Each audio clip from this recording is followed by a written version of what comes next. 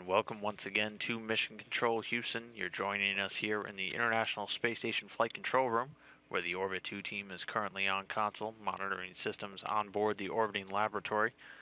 That team today is being led by Flight Director Tony Sakachi, and joining him at the Capcom console is Hal Getzelman, serving as the communication link between controllers here on the ground and the astronauts up in space.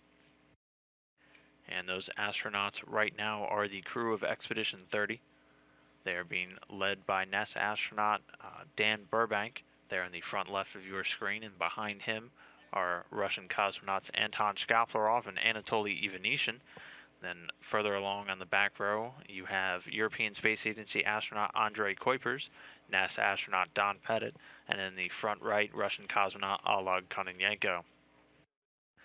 Crew woke up at about 1 a.m. Central Time today, began their day getting straight to work on a number of science experiments and maintenance activities throughout the station.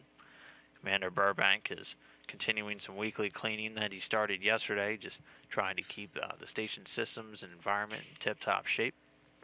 He'll also be working on the atmosphere revitalization system, changing out and cleaning a bacteria filter, and then also doing some work on the water recovery system, removing and replacing a recycle filter tank assembly. Meanwhile, Russian cosmonaut Anton Shkaplerov is spending the majority of his time today removing a few components from the Poisk module, or the Mini Research Module 2, and then transferring them over to the docked Progress 46 vehicle.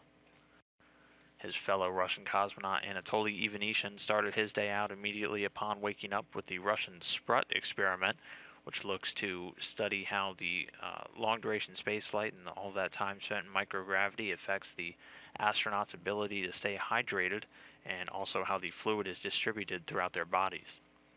He'll also be doing some cargo activities with that Progress 46 vehicle, and also updating the station's inventory management system. The third Russian cosmonaut, Oleg Kononenko, is removing and replacing a few tools throughout the Russian maintenance work areas in the Russian segment. He'll be spending pretty much his entire day doing that.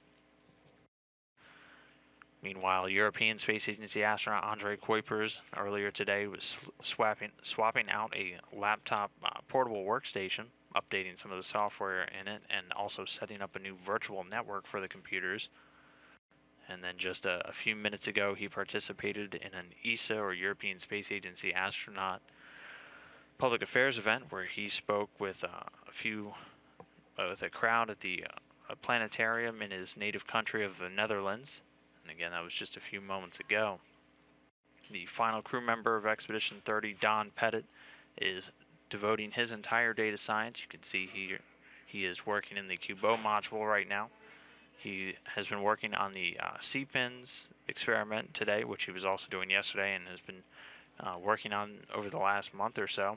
And that is a Japanese experiment that looks to investigate the effects of microgravity on plant growth.